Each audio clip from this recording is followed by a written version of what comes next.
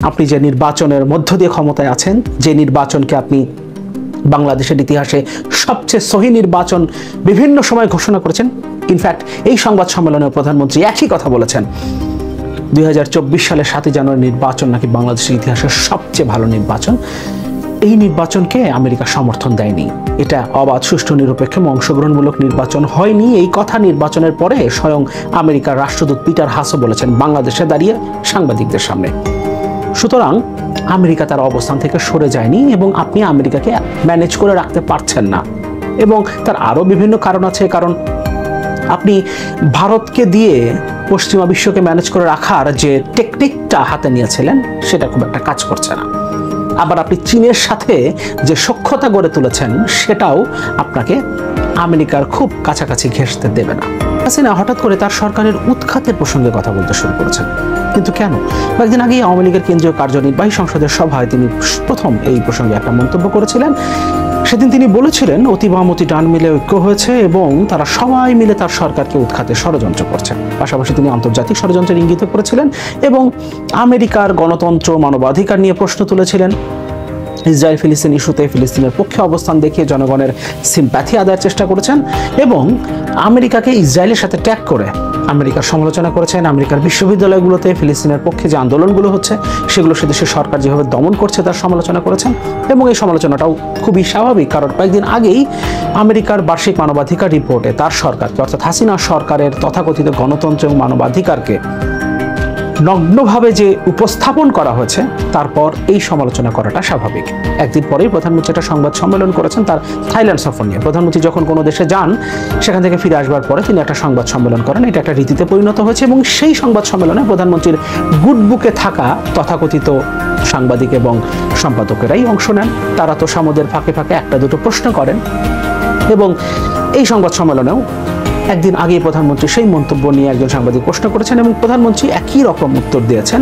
এবার তিনি মন্তব্য করেছেন বামেরা যারা এতদিন আওয়ামী লীগের পক্ষে ছিল, তার পক্ষে ছিল, তারা এখন 90 ডিগ্রি ঘুরে গেছে এবং তার সরকারের বিরুদ্ধে, আওয়ামী লীগের বিরুদ্ধে কথা বলতে শুরু করেছে। এবং শুধু তাই না, ডানদের সাথে মিলে, অতি ডানদের সাথে মিলে এখন এই বামরা হাসিনা সরকারের উৎখাতের ষড়যন্ত্র করছে।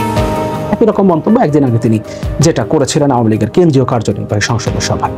কিন্তু এখানে তিনি আবার একটা প্রশ্ন তুলেছেন, আমাকে যদি উৎখাত করেন তাহলে সেখানে কাকে বসাবেন? প্রধানমন্ত্রী সম্ভবত ভুলে গেছেন যে প্রধানমন্ত্রী হতে হলে, ক্ষমতায় বসতে হলে জনগণের ভোটের প্রয়োজন হয়, জনগণের ম্যান্ডেটের প্রয়োজন হয়। অবশ্য তার এই ভুলে যাওয়াটা অস্বাভাবিক না, কারণ 2014 সালের পর থেকে এখন পর্যন্ত 10 বছরের বেশি সময় ধরে জনগণের ভোট ছাড়া 2014, 18, 2024 সালে তিনি যেভাবে ক্ষমতায় বসেছেন তাতে জনগণের ভোটের যে কোনো প্রয়োজন আছে এটা তিনি মনে করবেন না, এটাই খুব স্বাভাবিক। এ কারণে তিনি প্রশ্ন তুলেছেন আমাকে সরিয়ে কাকে বসাবেন। কারণ ক্ষমতায় জনগণ বসায়, জনগণ ভোট দিয়ে ক্ষমতায় বসায়, সে প্র্যাকটিসটাই আসলে এই দেশ থেকে চলে গেছে। নির্বাচন ব্যবস্থাটাই তার সরকার এই দেশ থেকে ধ্বংস করছে। কিন্তু প্রধানমন্ত্রী এত কনফিডেন্সের সাথে বারবার কেন উৎখাতের কথা বলছেন?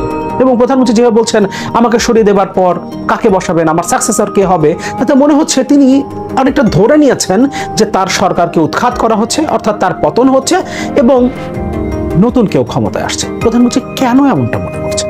নির্বাচনের পর থেকে আমরা কয়েক মাস সরকারকে এবং সরকার প্রধান হিসেবে প্রধানমন্ত্রীকে বেশ নির্ভার দেখেছি এবং পশ্চিমা বিশ্বের সাথে এক ধরনের আপোষ হয়ে গেছে, তাদেরকে ম্যানেজ করে ফেলেছে তার সরকার। এই ধরনের বার্তা তো খোদ সরকারের পক্ষ থেকে, সরকারি দলের পক্ষ থেকেই দেওয়া হয়েছে। সরকারি দলের সাধারণ সম্পাদক তো কোনো ধরনের রাগঢাক ছাড়াই এই কথা বারবার বলে গেছেন। কিন্তু এখন কি এমন হলো যে হঠাৎ করেই আমেরিকার বিরুদ্ধে এত বিষোদ্গার করতে শুরু করলেন প্রধানমন্ত্রী? আমেরিকাই বা এর মধ্যেই তাদের বার্ষিক মানবাধিকার রিপোর্টে এত নগ্নভাবে হাসিনা সরকারকে উপস্থাপন কেন করলো এবং সুর কেন বদলে গেল? খোদ প্রধানমন্ত্রীর এই আলোচনায় যাবার আগে আর কয়েকটা বিষয় নিয়ে একটু কথা বলা দরকার। এই সংবাদ সম্মেলনে প্রধানমন্ত্রী একটা মন্তব্য করেছেন তারেক রহমান সম্পর্কে। তিনি প্রশ্ন তুলেছেন তিনি কেন বিদেশে পালিয়ে থেকে তিনি আন্দোলনের নির্দেশনা দেন। একটা দল তিনি চালাচ্ছেন, বাংলাদেশের সর্ববৃহৎ বিরোধী দল, রাজপথের সবচেয়ে বড় বিরোধী দল, তিনি কেন দেশে আসার সাহস করছেন না? এবং তিনি নিজে, অর্থাৎ শেখ হাসিনা নিজে কিভাবে সাহস করে দেশে এসেছিলেন এবং তারপর তিনি কিভাবে বাংলাদেশের রাজনীতিতে প্রাসঙ্গিক হয়ে উঠলেন সেই কথাগুলো তিনি বলবার চেষ্টা করেছেন। আর তিনি বিরোধী দলকে একটা থ্রেট করেছেন। তিনি বলেছেন আমেরিকাতে যেভাবে আন্দোলন দমন করছে পুলিশ, এই ধরনের নির্দেশনা তিনি তার দেশের পুলিশকে দেবেন বিরোধী দলের আন্দোলন দমন করবার জন্য, এবং তিনি সাংবাদিকদের কাছে বলেছেন যে সাংবাদিকরা তাকে সমর্থন করবেন এই ব্যাপারে। সেইখানে যে সাংবাদিকরা ছিলেন তারা তো অবশ্যই সমর্থন করবেন, কারণ এই সাংবাদিকরা তার গুডবুকে থাকা সাংবাদিক সম্পাদক। কিন্তু যেভাবে আমেরিকার পুলিশ সে দেশের আন্দোলন দমন করছে বিশ্ববিদ্যালয়গুলোতে, আমাদের দেশে পুলিশ এর চেয়েও আরো কঠোরভাবে প্রত্যেকটা বিরোধী দলের আন্দোলন কি দমন করে আসছে না গত 10 বছরেরও বেশি সময় ধরে? শেখ হাসিনা যে ক্ষমতায় বসে আছেন নির্বাচন ছাড়াই, জনগণের ভোট ছাড়াই, এবং তিনি যে বেমালুম ভুলেই গেছেন যে জনগণের ভোটেই নির্বাচিত হয়ে আসতে হয়, কেউ ক্ষমতায় বসিয়ে দেয় না। এটা কেন হয়েছে? আওয়ামী লীগ, হাসিনা সরকার যেভাবে পুলিশকে ব্যবহার করে, অন্যান্য আইন শৃঙ্খলা রক্ষাকারী বাহিনী সহ পুলিশকে যেভাবে ব্যবহার করে, নিজেদের দলীয় লাঠিয়াল বাহিনী হিসেবে ব্যবহার করে বিরোধী দলের রাজনীতি, বিরোধী দলের আন্দোলনকে দমন করেছে, তার মধ্য দিয়ে তো তিনি ক্ষমতায় আছেন।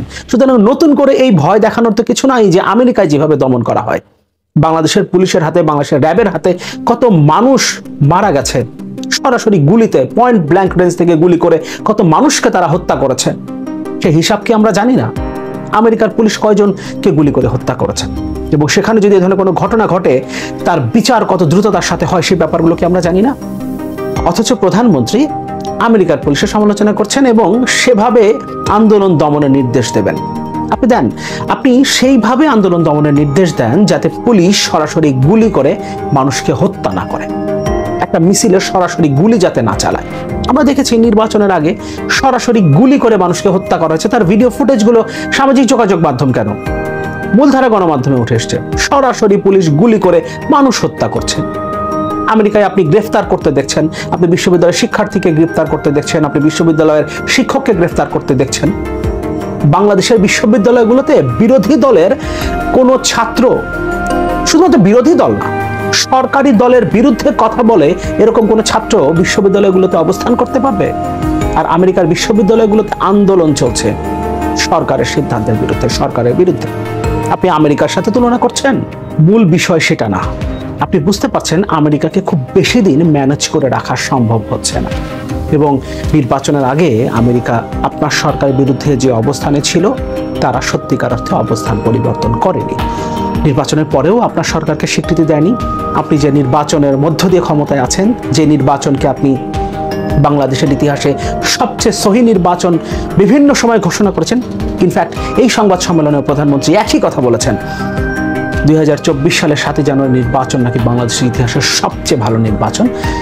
এই নির্বাচনকে আমেরিকা সমর্থন দেয়নি, এটা অবাধ, সুষ্ঠু, নিরপেক্ষ এবং অংশগ্রহণমূলক নির্বাচন হয়নি। এই কথা নির্বাচনের পরে স্বয়ং আমেরিকার রাষ্ট্রদূত পিটার হাসও বলেছেন বাংলাদেশে দাঁড়িয়ে সাংবাদিকদের সামনে।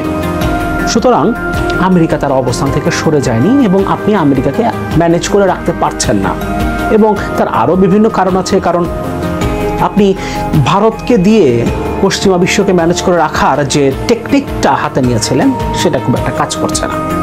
আবার আপনি চীনের সাথে যে সখ্যতা গড়ে তুলেছেন সেটাও আপনাকে আমেরিকার খুব কাছাকাছি ঘেঁষতে দেবে না। আর সবচেয়ে বড় কথা হচ্ছে, আমি এই কথাটা এর আগে বেশ কয়েকবার বলেছি, সামনে যে নির্বাচনটা আছে মার্কিন যুক্তরাষ্ট্রে, সেখানে ডেমোক্র্যাট প্রার্থী হিসেবে জো বাইডেনকে গণতন্ত্রের পক্ষে, মানবাধিকারের পক্ষে অবস্থান দেখাতে হবে।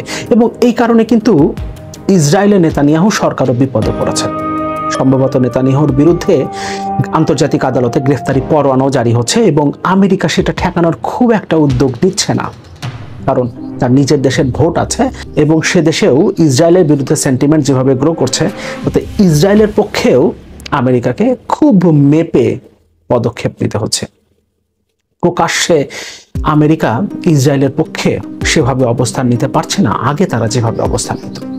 ফলে আপনি তলে তলে আর আমেরিকাকে ম্যানেজ করে রাখতে পারবেন না। নির্বাচনের আগে, নভেম্বরে আমেরিকার নির্বাচনের আগে সে আপনার বিরুদ্ধে স্টেপ নেবে। যেভাবে মানবাধিকার রিপোর্টে আপনার সরকারকে নগ্নভাবে উপস্থাপন করা হয়েছে, একইভাবে সামনের দিনগুলোতে আরো কঠিন কোনো স্টেপ আমেরিকা আপনার বিরুদ্ধে নিতে পারে, সেই ধারণাটা আপনি করছেন। এবং আপনি যেহেতু সরকারে আছেন, আপনার কাছে নানান ইনফরমেশন পাবার সোর্স আছে, সুতরাং আপনি সম্ভবত জানেন যে আপনার সরকারকে এইভাবে অগণতান্ত্রিকভাবে খুব বেশি দিন ক্ষমতায় টিকে থাকতে দেবে না গণতান্ত্রিক বিশ্ব, এই কারণে আপনি আন্তর্জাতিক ষড়যন্ত্রের কথা বলছেন।